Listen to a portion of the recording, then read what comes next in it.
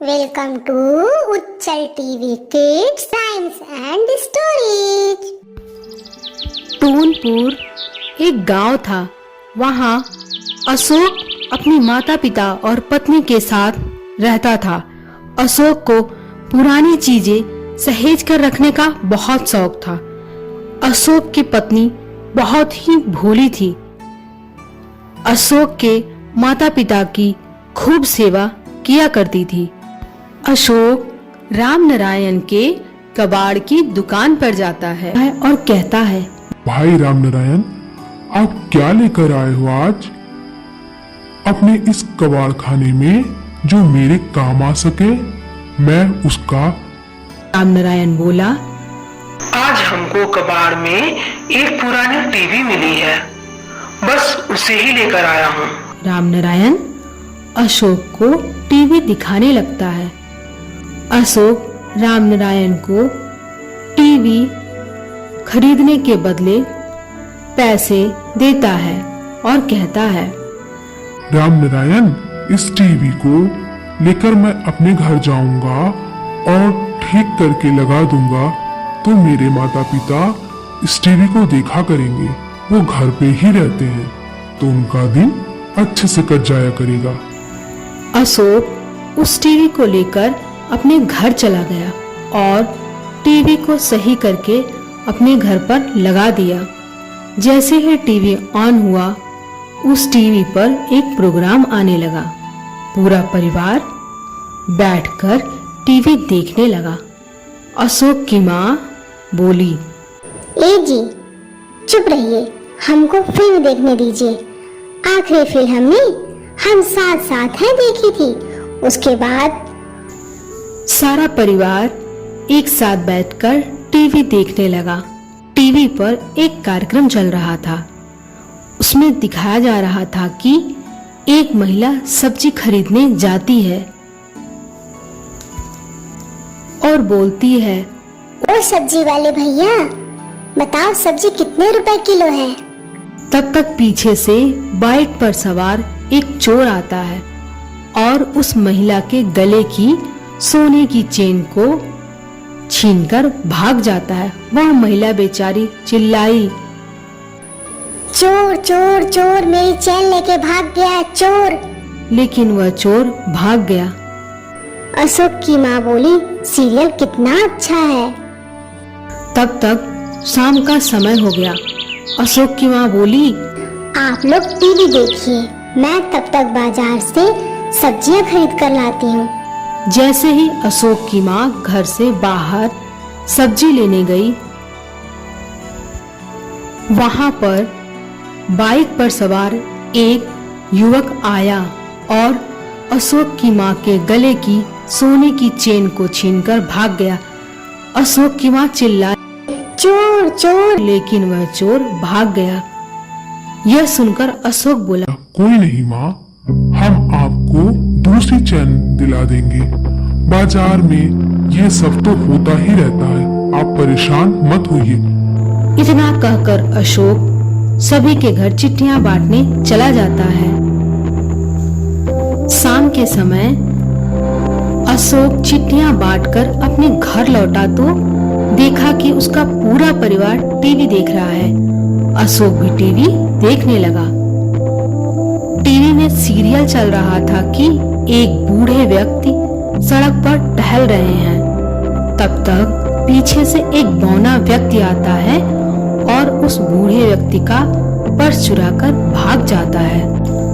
दूसरे दिन सेम यही घटना अशोक के पिता के साथ घटित होती है। अशोक के पिता परेशान हो जाते हैं कि मेरा पर्स कहाँ चला गया? हे भगवान, ये क्या हो रहा है? ये सब हमारे साथ क्या हो रहा है? कल अशोक की माँ की सोने की चेन खो गई और आज मेरा पर्स खो गया। शाम को जब अशोक घर लौटता है तो अशोक के पिता ने अपने पर्स के खोने की घटना अशोक को बताई। तो अशोक का दिमाग ठनका, ये सब क्या हो रहा है हमारी लाइफ में? अभी तक तो हमारी लाइफ में सब कुछ सही था, फिर अचानक से ये सब क्या हो रहा है? अशोक बोला, हमने एक दिन पहले देखा टीवी पे कि एक महिला का चेन छीन गया, तो माँ का चेन चोरी कर लिया गया। अशोक के पिता बोले, हम लोग आज टीवी में देखे कि एक बौना पर्स चोरी कर रहा है, तो मेरा पर्स चोरी हो गया। अशोक की माँ ने कहा, यह सब इसी टीवी की वजह से हो रहा है। टीवी ही हमारे लिए अब शगुन है। हमारा ऐसा हाल पहले नहीं हुआ था जैसे इस टीवी के आने के बाद से हो रहा है। अशोक ने कहा, मैं सुबह उठकर पता लगाता हूँ। सुबह उठते ही पूरा परिवार टीवी देखने लगता है। सभी ने देखा कि गांव के सभी लोग अशोक पर चोरी का इल्जाम लगा रहे हैं। अशोक कह रहा है, क्या चाहिए आप लोगों को? मैंने कोई भी चोरी नहीं की है। आप लोग इतने वर्षों से जानते हैं मुझे कि मैं अपना काम कितनी ईमानदारी से करता। ऐसा क्यों कह रहे हैं? तो उसमें से एक व्यक्ति बोला, पिछले एक हफ्ते से कह रहे हो हम लोगों का मनी ऑर्डर पहुंच जाएगा, अब तक क्यों नहीं पहुंचा कोई भी मनी ऑर्डर हमारे घर? तो अशोक कहता है, इसमें मेरी कोई गलती नहीं है, मुझे जाने दो, मुझ पर विश्वास करो। तभी अशोक के दरवाजे पर कुछ लोगों की दस्तक सुनाई देती है। कुछ लोग चिल्ला रहे हैं। अशोक अपने दरवाजे की तरफ जाता है और देखता है कि कुछ लोग चिल्ला रहे हैं, अशोक चोर है। तो अशोक कहता है, ये सब क्या बोल रहे हो? मैं तो अपना काम ईमानदारी से करता हूँ। तो लोग बोलते हैं, तुम एक बेईमान डाकिया हो। हमारे चाचा ने जो मनी ऑर्डर 2 सप्ताह पहले भेजा था, उसको हमने अभी तक दिया क्यों नहीं? तुमने अपने पास क्यों रख लिया है? तो अशोक बोला, नहीं, मैं मनी ऑर्डर आपके घर दे आया था। व्यक्ति बोला, अशोक झूठ बोल रहा है। तो अशोक कहता है, मैं तुम्हारे घर मनी ऑर्डर पहुंचा दिया था, लेकिन तुम पता नहीं ऐसा क्यों बोल रहे हो। मैं पैसे तुमको लौटा दूंगा अपनी जेब से। तो व्यक्ति बोला, ठीक ठीक है, मैं तुम्हें 2 हफ्ते का समय देता हूँ। इतना कहकर वह आदमी भीड़ के साथ वापस लौट गया। अशोक कहता है, ये सब क्या हो रहा है? तो उसकी माँ बोली, जब से यह टीवी आई है तब से ही ये सब हो रहा है। उसके पहले सब सही था। इसी टीवी की वजह से ही सारी अनहोनी हो रही है। अशोक के पिता बोले, हमारे साथ घटने वाली घटनाएं कोई साधारण घटना नहीं है। टीवी हमसे जरूर कुछ न कुछ कहना चाहती है। अशोक कहता है, मैं आपकी बात नहीं समझा पिताजी। तो अशोक के पापा बोले, जहाँ से यह टीवी खरीद के लाए हो वहीं पर ले जाओ और पता करो। अशोक की माँ बोली, हमें इस झमेले में पड़ने की क्या जरूरत है? इस टीवी को वहीं फेंकाओ जहाँ से इसे लेकर आए थे। अशोक के पिता बोले, ऐसा नहीं है, यह टीवी हमें कुछ संकेत दे रही है। यह टीवी हमको भविष्य दिखा रही है। तो अशोक की माँ बोली, हाँ, आप बिल्कुल सही कह रहे हैं। हम तो ये सोचे ही नहीं। अशोक को इस टीवी के बारे में जरूर पता करना चाहिए। अशोक टीवी को लेकर सीधा राम नारायण की दुकान पर गया। टीवी को देखकर राम नारायण बोला, क्या बात है अशोक, टीवी सही से नहीं चल रही है क्या? तो अशोक बोला, ऐसी बात नहीं है राम नारायण जी, लेकिन जब से यह टीवी हमारे घर गई है, हमारे घर की स्थिति खराब हो गई है। हमारे घर दुखों का पहाड़ टूट पड़ा है। अशोक ने राम नारायण को पिछले बीते दिनों की सारी घटना बता दी। राम नारायण कहता है, ये तो अजीब घटना है, विश्वास ही नहीं हो रहा कि तुम क्या कह रहे हो। अशोक बोला, मेरी बातों पर विश्वास करिए राम नारायण जी, तथा यह बताइए कि यह टीवी आप कहां से लेकर आए हो? राम नारायण बोला, मेरी दुकान पर अनेकों लोग अपनी पुरानी वस्तुएं लेकर आते जाते रहते हैं। सबका नाम पता दो याद नहीं रहता, लेकिन यह टीवी पास के ही गांव मीरापुर की है। पहले हमारा गांव टूनपुर और मीरापुर एक ही हुआ करते थे, लेकिन कुछ ही विवादों के कारण दो अलग अलग गांव टूनपुर और मीरापुर बन गए। मुझे याद है यह टीवी मैंने मीरापुर के ही किसी व्यक्ति से खरीदा था, लेकिन किस व्यक्ति से खरीदा था ये याद नहीं है। ये तो तुम्हें खुद ही मीरापुर जाकर पता करना पड़ेगा, तभी पता चलेगा। अशोक टीवी लेकर मीरापुर गांव में पहुंच गया। अशोक टीवी को लेकर वहां के लोगों से टीवी के बारे में पूछताछ करने लगा। एक बूढ़ी महिला उस टीवी को देखकर बोली, अरे यह टीवी तो उमेश चंद का है।